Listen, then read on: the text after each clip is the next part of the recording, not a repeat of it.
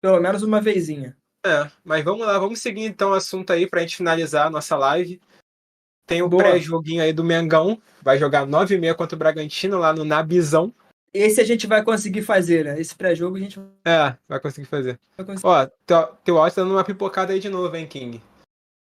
Ih, vai dizer teu Ih, apelido. calma aí, Vai calma dizer aí, teu calma aí. apelido. Não, tudo bem, não tem problema.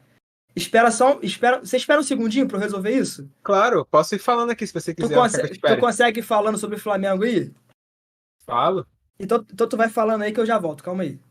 Então, galera, eu vou falar aqui pra vocês que o Arthur está fora do nosso programa, brincadeira.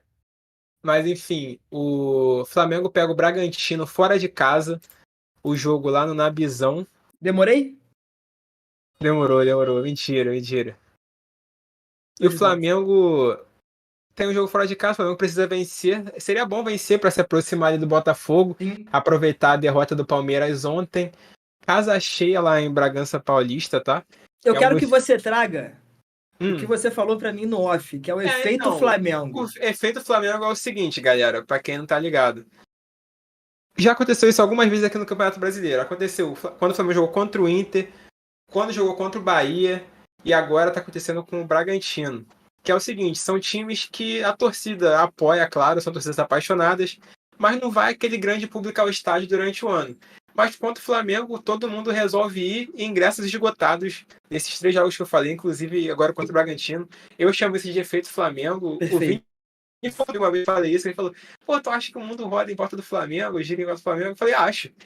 Brincadeira, tá, galera? Mas é verdade, galera. O efeito Flamengo é real. O Flamengo joga, todo mundo quer ir ver, todo mundo quer ganhar do Flamengo. O Sim. Flamengo é o atual campeão da Libertadores, atual campeão brasileiro, é o Tem um time a elenco ser recheado de batido. craque. É o time a ser batido, não tem jeito. E o Flamengo, que vai fazer essa rodadinha lá em São Paulo, vai ficar por lá mesmo, que no domingo enfrenta o Santos. O jogo que vai ser com portões fechados, que a gente citou isso aqui no Sim. começo da treta lá do Santos e Corinthians. Teve uma briga horrível lá, a torcida atacando bomba no campo.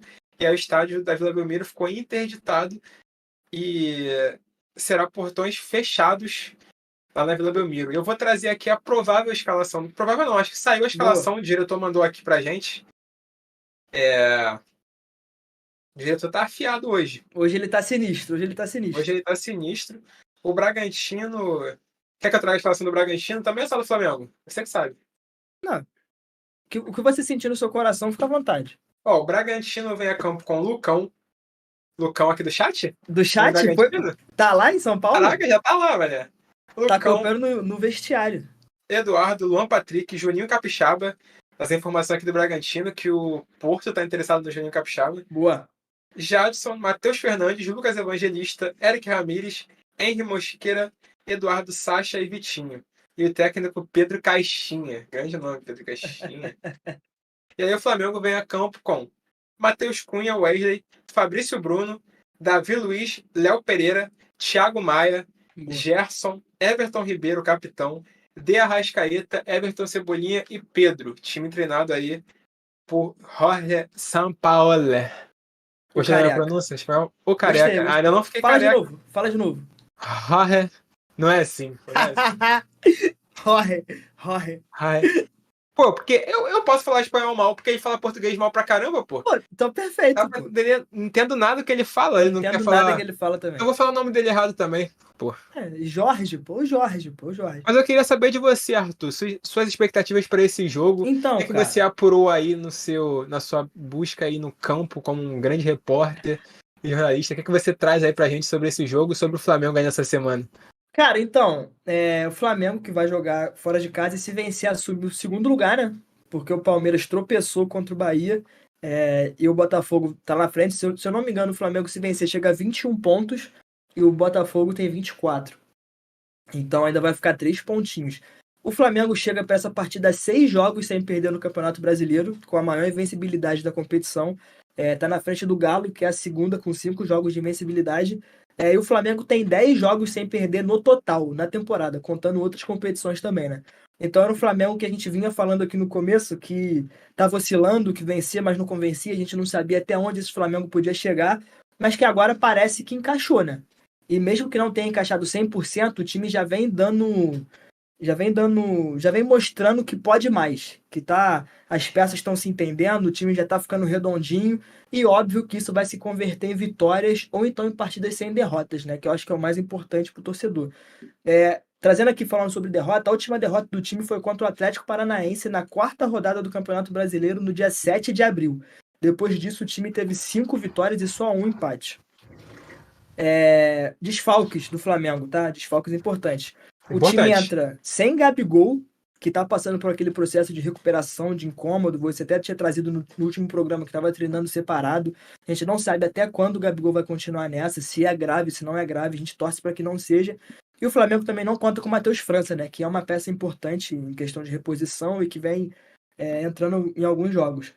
O time, como você disse na escalação, vem com 3 zagueiros. Fabrício Bruno, Davi Luiz e Léo Pereira, que vai funcionar como uma espécie de lateral esquerdo no lugar do Ayrton Lucas, que estava jogando esses amistosos da seleção, enquanto o Wesley vai estar lá na lateral direita, né? Então, apesar do Flamengo entrar com 3 zagueiros, ele tem uma linha de 4 na defesa.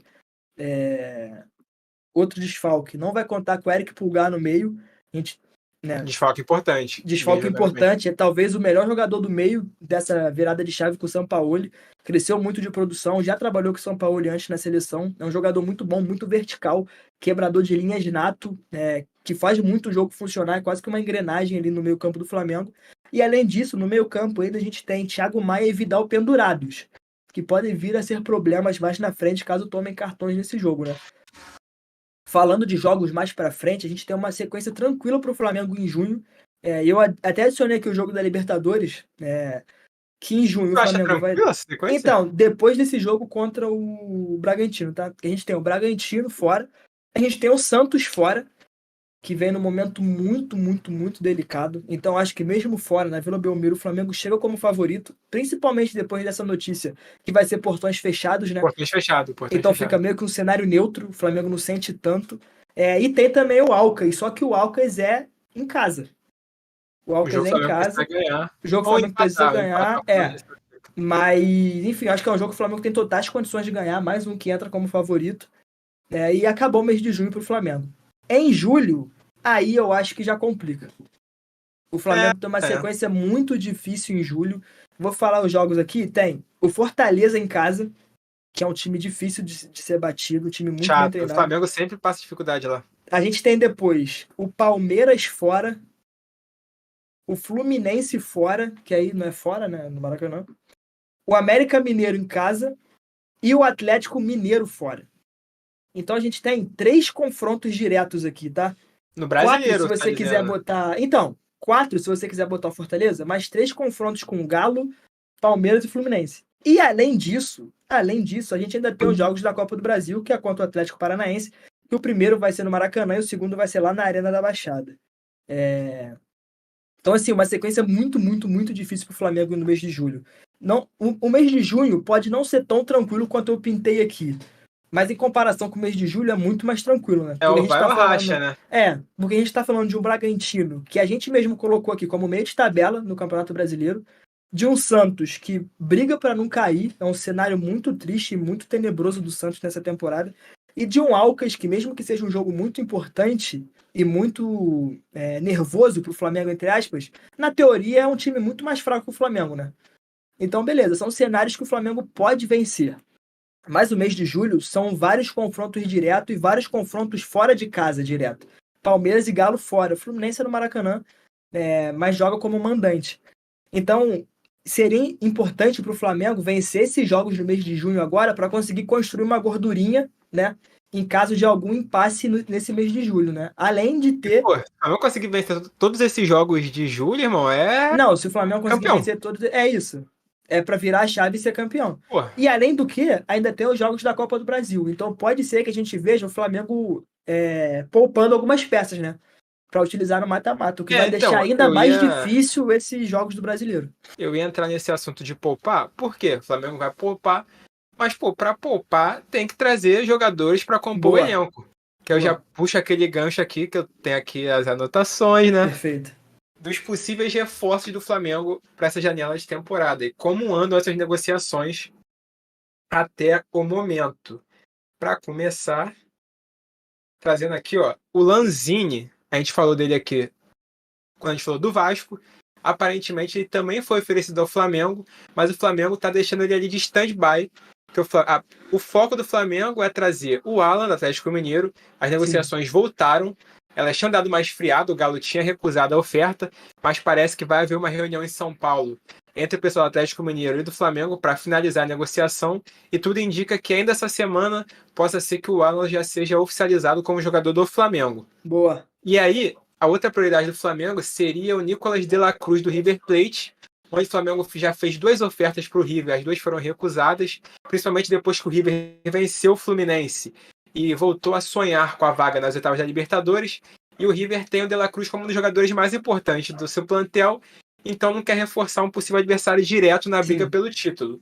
E o River também acha a oferta muito baixa. Isso que eu ia falar agora. Fez pro de la Cruz. Dentro do River, a proposta não foi bem vista, né? Porque o Flamengo quer pagar por 100% do jogador, muito menos do que o River pagou por só 50% dele. Então dizem que o River, entre aspas, até riu dessa oferta do Flamengo. Sim. E, cara, eu vejo essas negociações importantes pro Flamengo. Eu acho que também pode ser que apareça um zagueiro aí, mas a diretoria já deixou claro, o Braz e o Spindle deixaram claros que a prioridade é reforçar o meio-campo. Eu queria saber, jogar a bola de novo para você, o que você acha dessas negociações, qual você acha que é a prioridade, e sobre esses nomes que eu falei, Alan, De La Cruz e até mesmo Lanzini, que foi oferecido para o Vasco, mas não passa de uma especulação no Flamengo, não chegou a ser algo tão concreto como esses outros dois. Como você vê isso para o Flamengo, se realmente vai agregar muito para o Flamengo, como os jogadores podem chegar ajudando o Flamengo, onde eles se encaixariam, se chegariam para ser reservas, entrariam já numa vaga do time titular. A gente já tem o Rossi chegando, a gente já debateu isso aqui, que acho Luiz que Araújo para ser titular, Rossi ia pegando aos poucos para talvez na próxima temporada se provar um goleiro para ser titular. O Luiz Araújo, que chega, ao meu ver, para ser reserva, acho que ele não chega com essa bola toda para ser titular, só se ele chegar surpreendendo, e aí sim ganharia uma vaga ali no lado direito do Flamengo. Confirmar também a saída do Marinho de saída para o Fortaleza, já foi apresentado tudo lá no Leão do PC, e uma possível saída também do Hugo Neneca para o... Tá rindo? Não esperava tu falar Leão do PC. Leão do PC, o Neneca pode ir para o futebol português, se não me engano, para o Boa Vista, como um empréstimo, e tem também a possível ida para o Santos ao Atlético Paranaense, que está interessado em repatriar o goleiro. Mas eu queria que você respondesse aquela minha pergunta. O que você acha dessas negociações? Então, quem chega para jogar, quem chega para só agregar o elenco? Então, eu acho que de todas essas pessoas que você falou aí, nenhum chega para ser titular, tá? E eu já tô contando com as contratações já confirmadas, tá? Porque o Flamengo tem o Rossi, que não chega para ser um goleiro titular. Tem o Luiz Araújo, que eu concordo com você, não chega para ser titular ali no lugar do Everton Ribeiro. O Everton Ribeiro tá jogando muita bola nessa temporada de novo. De novo, retomou o bom futebol, que de vez em quando acaba se perdendo. O Alan. Cara, o Alan seria titular no time do Flamengo. O time do Flamengo que já tem diversos volantes. Tudo bem que o Vidal vai sair no final da temporada, mas a gente tem o Thiago Maia e o Eric Pulgar. O Thiago Maia, a gente sabe que oscila bastante, não é um jogador que a gente pode contar 100% do tempo. E o Eric Pulgar está na melhor fase dele disparada no Flamengo, um dos jogadores mais importantes do time nessa temporada, principalmente depois da chegada do Sampaoli. Então, será que o Alan vem para ser titular do Flamengo? Não sei se vem ser titular direto. Pode brigar pela titularidade, óbvio, até porque é um jogador que tem uma qualidade muito boa, é um dos jogadores mais importantes do Atlético Mineiro, mas eu não sei se ele chega direto para ser titular. De La Cruz, a mesma coisa. Qual posição do meio-campo o De La Cruz vai ocupar, LF? Porque o De La Cruz é visto por muita gente como meio que um faz tudo no meio, né? Um coringa ali da meiuca. Ele pode jogar em diversas posições, mas ele vai tirar o lugar do Arrascaeta? Não. Não vai. Ele vai tirar o lugar do Gerson, que voltou a jogar bem? Não vai. Ele vai tirar o lugar do Eric Pulgar? Ou então possivelmente do Alan? Não vai. O lugar do Everton Ribeiro, um pouco mais aberto? Difícil, porque já tem a briga com o Luiz Araújo. Então, acho que é uma situação muito difícil para o Flamengo, para esses jogadores que chegam. Eu acho que o setor que o Flamengo deveria reforçar mesmo, talvez seja a lateral direita. Mas aqui, o Lucão até falou aqui, reforçar a lateral direita também seria uma boa. O Wesley não é unanimidade. Mas, cara, eu acho difícil, muito difícil, quase impossível o Flamengo trazer nome para lateral direita, porque tem laterais no elenco. Então, tem o Wesley que entrou nessa fogueira porque os outros dois laterais estavam machucados, que são Varela, que já está 100%, E já Mateuzinho. não está jogando porque não é a opção do Sampaoli, e o Mateuzinho, que dizem que é um jogador que o Sampaoli gosta muito, está ansioso para que volte para trabalhar junto com ele. Então, eu acredito que a gente vai ver ainda Mateuzinho nesse time titular em algum momento, que o Sampaoli aparentemente gosta muito dele, vai ficar nessa briga com o Wesley. O Varela veio para o Flamengo, ainda não mostrou seu potencial desde Não, que não chegou, não mostrou. mostrou mesmo, e eu acho que pode ser um dos jogadores que vai sair na próxima temporada, mas enfim. Eu acho que a lateral direita do Flamengo, eu também acho que deveria ser reforçada, mas eu acho que isso não vai acontecer no momento. Talvez seja a posição chave para a próxima temporada, né? Pode Talvez com ser. uma Eu acho saída que do Varela. na esquerda acho que poderia trazer alguém, porque tem o Ayrton Lucas e o Felipe Luiz como reserva, o Felipe Luiz nem sempre Sim. vai estar 100%. Então acho que Felipe Luiz já tá. seria Eu acho ideal que. já ter um nome ali para ficar uns três laterais para uma lateral Sim, direita, que assim sim. que o Felipe Luiz sair, vai ter dois bons laterais, sabe? Sim, e eu acho que o Felipe Luiz ele tá muito próximo da aposentadoria. Não sei se você concorda comigo, mas Concordo, é um concordo. jogador que a Já fez gente sua parte. já fez sua parte, não vem entrando muito, já tá com problema do físico também, que já não vem correspondendo, ficou muito tempo parado nessa última temporada, até mesmo nessa temporada. Se eu não me engano, não deve ter nem 3 jogos nessa temporada pelo Flamengo, posso estar sendo um extremo aqui. Mas enfim, essa é a sensação que a gente tem, né? Que o Felipe Luiz não joga pelo Flamengo porque ele não consegue jogar. E daqui, talvez, da temporada seguinte, o Felipe Luiz se aposente, também teremos que ir ao mercado para buscar mais reforços, porque a lateral. Acho que a lateral, como um todo, no mundo do futebol inteiro, é uma posição que não tem tantas opções assim, né? A gente não vê laterais se destacando tanto mundialmente falando. Só os que já são consagrados, né? Na Europa, que estão lá há muito Um tempo. nome que chegou a ser especulado um tempo atrás foi o Montiel, mas Sim. se consolidou lá. Mas eu ouvi falar, fontes dizem que ele está interessado em sair do Sevilha. Talvez seria uma boa para o Flamengo, mas eu acho Talvez que é um seja uma jogador que tem boa. muito mercado na Europa ainda. Sim, e hoje o Flamengo tem que entender que essa é a briga, né? O Flamengo ele não pode mais pensar que a briga dele é com o futebol brasileiro, no sentido de contratações. Hoje o Flamengo almeja e tem potencial financeiro para disputar com clubes europeus. Acredito que de Tem, segundo tem. escalão, como o Sevilha da Sim, vida, sim, sim, como sim. clubes portugueses, franceses, enfim. Acho que o Flamengo tem essa bagagem. Então talvez para a próxima temporada seja uma boa opção. Mesma coisa para a lateral direita. Mas eu acho que esses reforços do meio-campo, De La Cruz e Alan, seriam bem-vindos no clube. Acho que seriam jogadores Sem, interessantes. sem dúvidas. Não sei se chegariam para ser titular logo de cara, mas com certeza brigariam ali e seriam importantes, cara. A gente falou isso no último programa também, nessa rotação de competições, né? Porque o Flamengo tem a Libertadores, o Campeonato Brasileiro e a Copa do Brasil. No mês de julho, a gente citou vários jogos importantes do Brasileiro e da Copa do Brasil também. Então, essa rotação de elenco com De La Cruz, Alan, Rossi, Luiz Araújo, talvez outro lateral direito, outro lateral esquerdo, ia ser muito importante para o Flamengo ter fôlego para conseguir chegar lá no final da Perfeito. temporada com um físico bom, né? Diferente do que aconteceu, por exemplo, em 2021 na Libertadores. Quando o Flamengo chega na final da Libertadores, o time está devastado fisicamente. O Devastado, Arrascaeta devastado. se arrastando em campo. Enfim, o time não conseguiu competir direito com o Palmeiras, né? Ficou muito abaixo fisicamente naquele jogo. Não, perfeito.